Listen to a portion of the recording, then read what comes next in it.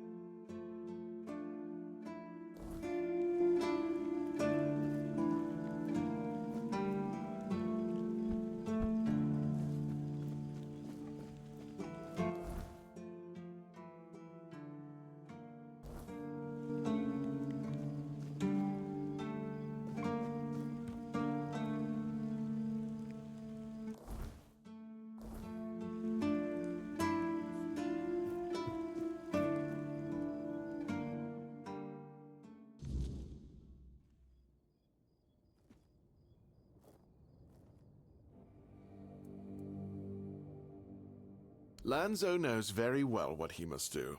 I'm sorry, but there's nothing else I can do for him. Either he removes the tooth, or it will keep hurting. Yes, his grandma's miracle medicine. I honestly don't have time for village superstitions. I had to confiscate the recipe as well, lest he tries making it himself. As if I don't have enough problems already.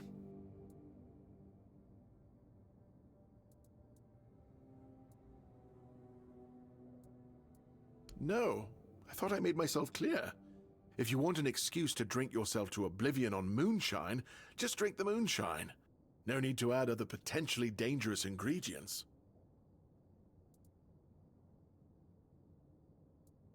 Yes, and I'm pretty sure that's the only reason people think those things actually work. It's obvious. If you drink enough alcohol, you eventually stop feeling pain, along with your entire face. Well, to be fair, the base recipe is pretty harmless. But what if someone decides that if they don't have carnation, it's perfectly fine to substitute it with devil's snare, since the color is more or less the same? Or sage with wolfsbane, because, you know, leaves are leaves. I'm sorry, but unfortunately I know these people well enough not to trust them with something like this.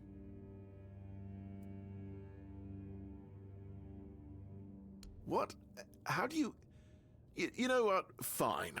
Do whatever you want. But if it causes you to shit yourself for 3 days straight, don't come running to me.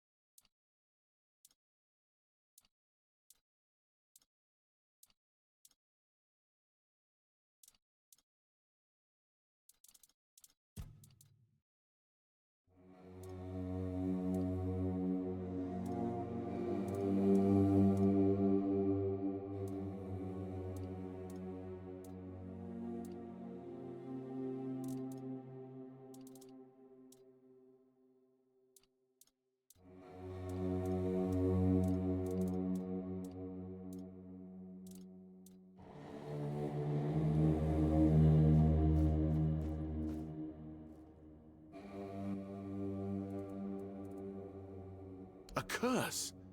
Fascinating. Let me think. Wait, no, I don't need to think.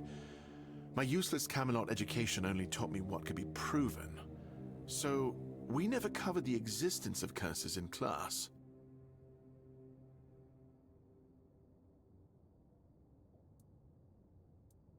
That might be true, but sometimes it's enough for a person to believe in it. Then their fears start coming true in inexplicable ways. Sometimes the right mixture of herbs, certain habits, and some carefully chosen words can save a person, even when they're deep in the throes of despair or madness. This is a field more suited for druidic magic, however, since Camelot is stuck on the theory and doesn't seem to make any progress with the practice. I'm sorry I couldn't give you a tangible solution, but I hope I've pointed you in the right direction.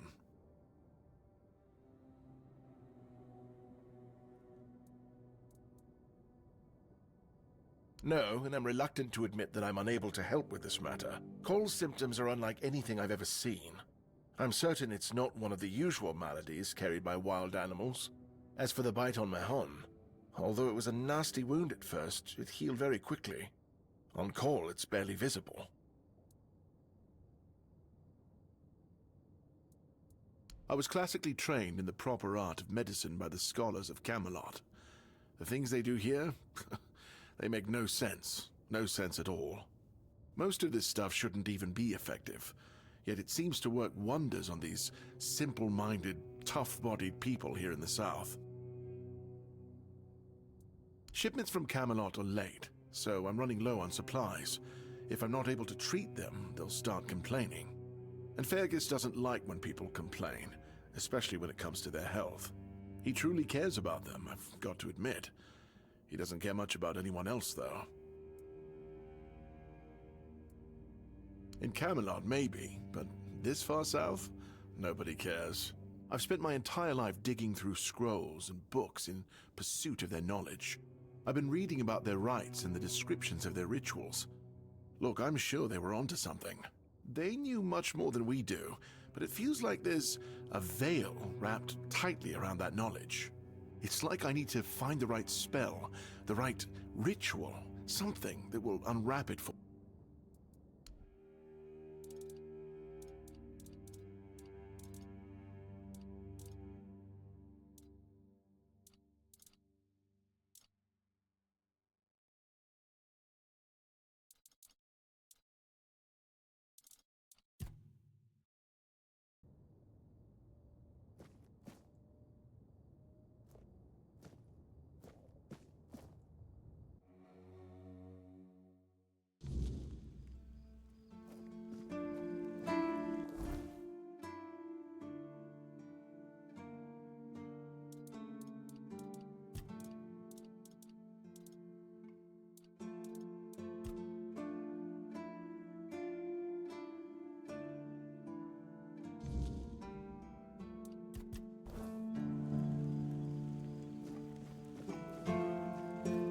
Stay out of my way.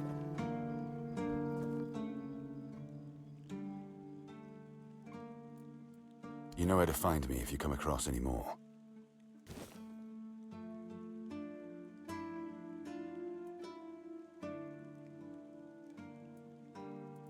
Damn it, that's a hard one. He was a solid lad. Did what he was asked, never complained. But he missed home. You could see it in the way he sat alone after drills. If he ended it himself, then whatever news reached him must have hit him like a hammer. Folks don't just break for nothing. He'll be missed. Not many like him left anymore. Thank you for bringing it to me.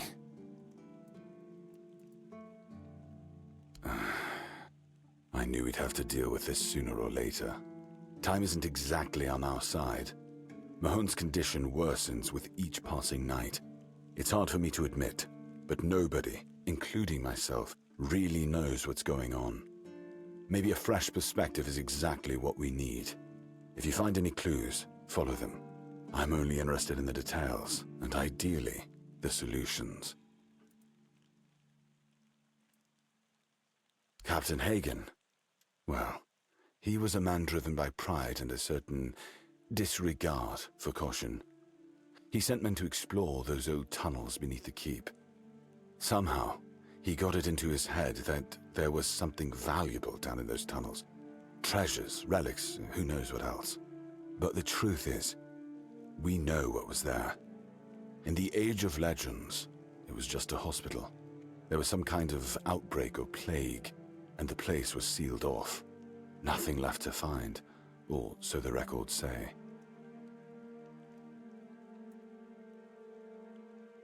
Yes, it weighs on me more than I'd care to admit. If I could, I'd see them laid to rest. But no captains ever bothered. It seems they thought it was a fool's errand. Maybe not worth the risk. If you're mad enough to try, then by all means go ahead. Just don't expect any keeper to follow you. I really don't have men to spare. But maybe it's time to make it right. So, thank you, I suppose.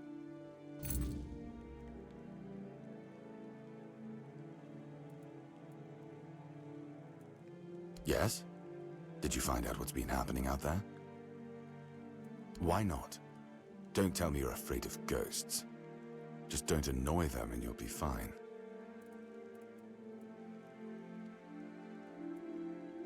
Excalibur. You want to pull it out? That's a good one. Well, be my guest. If you think you can, go ahead. But unless you're King Arthur reborn, I wouldn't count on it.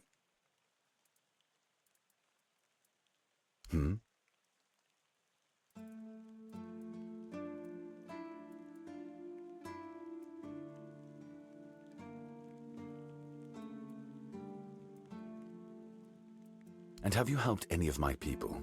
Or are you just here to wave that pin in my face again? First, show me you care, and then I'll take you to the captain. I can't have every random stray wasting his time. Not now, when the outcome of the war with its tribes is so precarious. I trust we understand each other?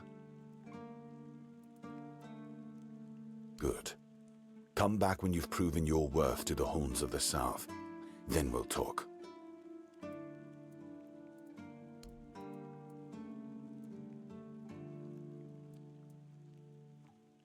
That's between her and the captain. Were it up to me, she'd be long gone. Her presence here distracts my men. There are a few retired keepers living there. They might tell you about the good old days if you ask them nicely. There are also some refugees from north of the island, since we had nowhere else to put them. I don't really know much about what's going on in that place. I just make sure they have everything they need, more or less. You can always go see for yourself. People fleeing from bandits, from the weirdness, you name it. I wasn't exaggerating when I said we were the last beacon of hope this far south. For these people, we are. Don't know how many more we can take, but that's a problem for another time. I'm Captain Brandon's right hand. He deals with the serious matters I don't want to know anything about. I take care of our everyday life. It used to belong to the keep. You could say it was its beating heart. That village was where our lighthouses led the ships, and where the workers lived with their families. Ah, those must have been the days. But then the ships stopped coming, and there were less and less new keepers, and the others left looking for a better life. Until, at last, the sea took most of it. Depends on your idea of interesting. There's a weird statue with a gong, but I'm not sure how much of it is left. Other than that, probably just damp rubble. I don't know, ask Marg. I'm pretty sure he just sits there all day instead of hunting. No wonder we've been eating nothing but fish. What else was there to do? There weren't enough people to live there, and nobody wanted to anyway.